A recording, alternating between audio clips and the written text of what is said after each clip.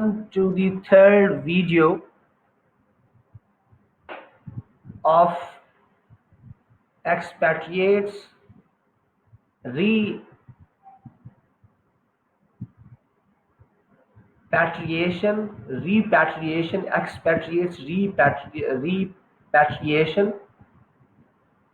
And career issue की ये third video जो कि रिलेटेड टू रीएडजस्टमेंट चैलेंज से रिलेटेड है, इसको हम डिस्कस करते हैं। तो अगर कोई एक्सपैट्रिएट्स जो है वो वापस आना चाहता है तो उसे एक प्रॉपर रीपैट्रिएशन प्रोसेस के थ्रू गुजरना होता है। तो यहाँ पर ये जो डायग्राम आपको नजर आ रही है, इसके अंदर जो है वो ये है कि एक्सपैट्रिएशन में lead to the altered prospective. यानी ऐसा हो सकता है कि जब आप इंटरनेशनल असाइनमेंट पर जाते हैं तो आप जो है आपके लिए हो सकता है कि आप अपनी पूरी ओवरऑल पर्सनालिटी को चेंज कर लें और नए प्रोस्पेक्टिव जो है उस पर शिफ्ट हो जाए, और वो नया पर्सपेक्टिव आपको एक न्यू पर्सन जो है उसके अंदर चेंज कर दे। तो न्यू पर्सन इमर्ज, तो आपके अंदर एक नई शख्सियत, नई पर्सनालिटी जो है वो आ जाए और आप रिपैट्रिएशन के थ्रू आप क्या कर जाए, एग्जिट कर जाए, किसी दूसरी कंपनी में स्विच कर जाए या किसी दूसरे बिजनेस में चले जाए या किसी कोई और काम कर लें या कोई और कंट्री में आप चले जाएं, उस फर्म के अंदर आप ना रहें। तो आप जो है एग्जिट को कंसीडर करते हैं अगर इस तरह की सूरत हाल होती है। या फिर दूसरे आपके पास क्या तरीकेकार होता है, फिर आप जो है नंबर 1 पे जो रिपेट्रिएशन होता है उसके अंदर जो पहला चैलेंज होता है वो फैमिली एडजस्टमेंट होती है। फिर आपको अगर आप उसी सेम उसके अंदर जाते हैं उस कंट्री में और इवन किसी दूसरे कंट्री में भी आप जा रहे होते हैं, तो फिर आपको जो सबसे बड़ा चैलेंज होता है वो ये होता है कि आप फैमिली एडजस्टमेंट जो है उसको आपके लिए सबसे बड़ा चैलेंज होता है, क्योंकि आपके बच्चे किसी एक कंट्री में रहते हैं, उसका कल्चर अलग है, उसके एजुकेशन का सिस्टम अलग है और वहाँ की सोसाइटी जो है वो टोटली अलग है, वहाँ के लोगों का बिहेवियर अलग है।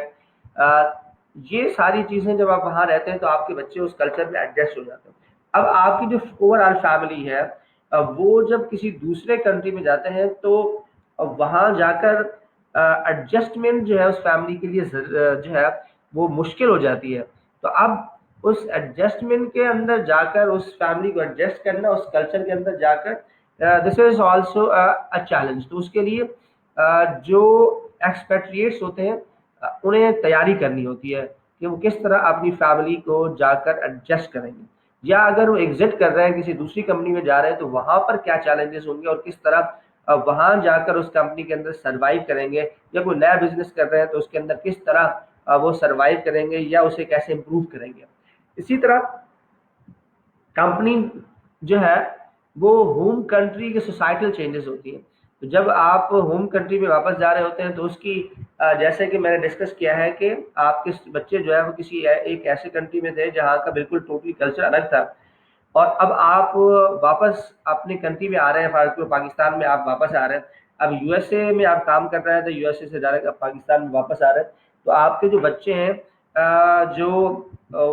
उस सोसाइटी में जो उसके अंदर चेंजेस आई हैं, अब वो चेंजेस यहाँ आकर इस कंट्री के अंदर अपने आप को इस कंट्री में एडजस्ट करना, इट इज़ डिफिकल्ट। कि आप होम कंट्री में आकर यहाँ देखें जैसा कि यहाँ आम तौर पर लोग एक दूसरे को धोखा देते हैं, करप्शन है यहाँ पर। तो उस करप्शन से वो कैसे जो है, जबकि वहाँ पे जिस कंट्री में काम कर रहे थे शायद वहाँ पे कोई करप्शन ना हो, अब आप वो करप्शन में आ गए, कोई काम कराना होगा तो वो काम कैसे कराएंगे। बाहर गलियों में वहाँ तो साफ सुथरा ही माहौल होता था, साफ सुथरे रोड्स होते थे, कोई लोग नीचे कुछ फेंकते नहीं थे। यहाँ पे तो गली में कचरा, रोड पे कचरा, जहाँ पे भी आने जाने में कचरा। तो ये एक सोसाइटल इश्यूज जो है होम कंट्री के, वो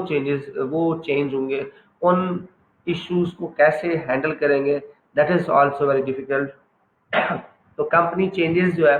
जब आप उस कंपनी में आएंगे जिस कंपनी में पहले इवन काम कर रहे थे, तो वहाँ जो पहले आप काम कर रहे थे इंटरनेशनल असाइनमेंट पर, वहाँ का तो बिल्कुल टोटली आप काम कर रहे थे, आप लोगों को जानते सब। अब आप जब होम कंट्री के अंदर वापस आएंगे तो उसके अंदर जो कंपनी के अंदर चेंजेस आप के आने से होंगी, या आपको जो वहाँ पर असाइनमेंट दिए जाएंगे, तो वहाँ पर जो चेंजेस आपको फील होंगी कि उस कंपनी में जहाँ आप काम कर रहे थे वहाँ पर काम का प्रोसेस अलग था, यहाँ पे काम का प्रोसेस अलग है, यहाँ लोगों का बिहेवियर अलग है, वहाँ लोगों का बिहेवियर अलग था, यहाँ परफॉर्मेंस के स्टैंडर्ड्स अलग हैं, वहाँ परफॉर्मेंस के स्टैंडर्ड अलग थे। तो इन सारी चीज़ों को जो है वो लेकर आपने कैसे एडजस्ट करना है, दिस इज अ री एडजस्टमेंट चैलेंजेस। तो री एडजस्टमेंट चैलेंजेस जो है इट इज़ वेरी इंपॉर्टेंट कि आप वापस आकर किस तरह अपने आप को सेटल डाउन करेंगे। तो उसके लिए आपको पहले पूरी प्लानिंग करनी चाहिए, कंपनी को आपको फैसिलिटेट करना चाहिए, ताकि आप प्रॉपर एडजस्टमेंट जो है आपकी री एडजस्टमेंट हो जाए। इंडिविजुअल रिएक्शन में सोशल फैक्टर्स में international experience can distance the repatriate and a family socially and psychologically. बिल्कुल डेफिनेटली जब आप किसी इंटरनेशनल किसी मुल्क में जा रहे होते हैं, फर्ज करो कि किसी जो है होस्ट कंट्री में आप काम कर रहे हैं, यूएसए में काम कर रहे हैं, तो अब वहाँ से जब आप वापस आ रहे होते हैं, तो उस वक्त आपकी जो काम आप की जो फैमिली है या आप जो खुद होते हैं, वो जो है इंटरनेशनल एक्सपीरियंस की वजह से जो है वो सोसाइटल और साइकोलॉजिकल डिस्टेंस जो है आप फील कर रहे होते हैं कि आप उस कंट्री में वापस जाएंगे तो किस तरह आप जो है उस सोसाइटी में एडजस्ट होंगे, साइकोलॉजिकली मेंटली आप जो है वो कैसे वहाँ जाकर रहेंगे, तो आप सोशली कैसे लोगों के साथ अपने ताल्लुकात बेहतर करेंगे, लोगों से अपने काम करवाएंगे या उनके साथ अपनी फ्रेंडशिप जो है बेहतर करेंगे, या फेलोज आपके होंगे या कुलीग्स आपके होंगे तो उनके साथ कैसे आप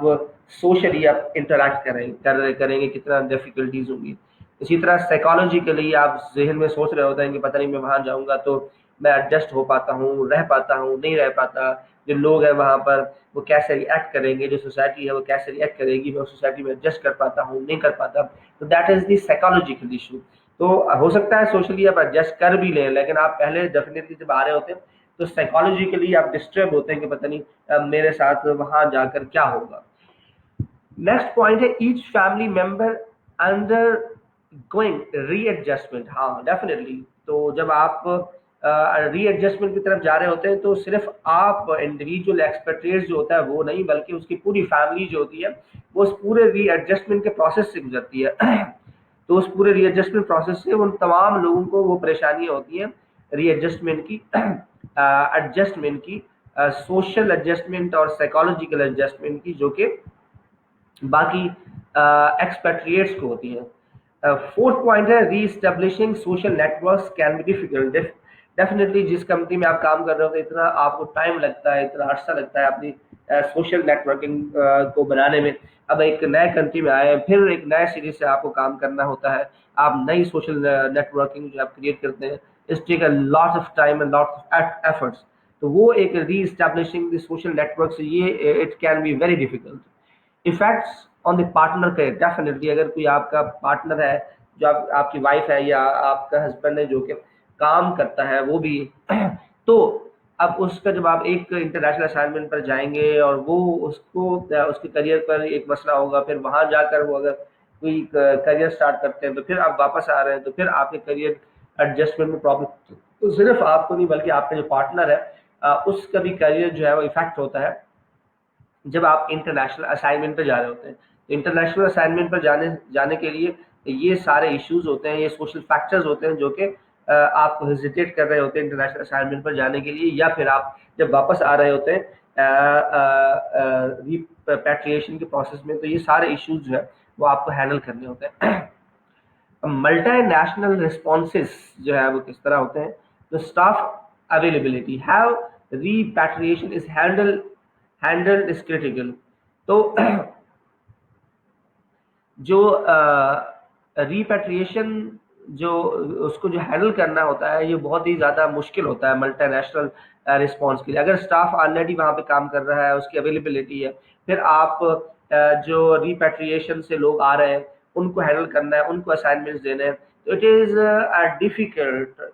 इज़ वेरी मच डिफिकल्ट कि अगर आपकी स्टाफ आपका ऑलरेडी उनकी पोजीशन पर काम कर रहा है, अवेलेबल है, और अब जो है वो बंदा भी वहाँ से आ रहा है, तो उसको भी आपने एडजस्ट करना है। तो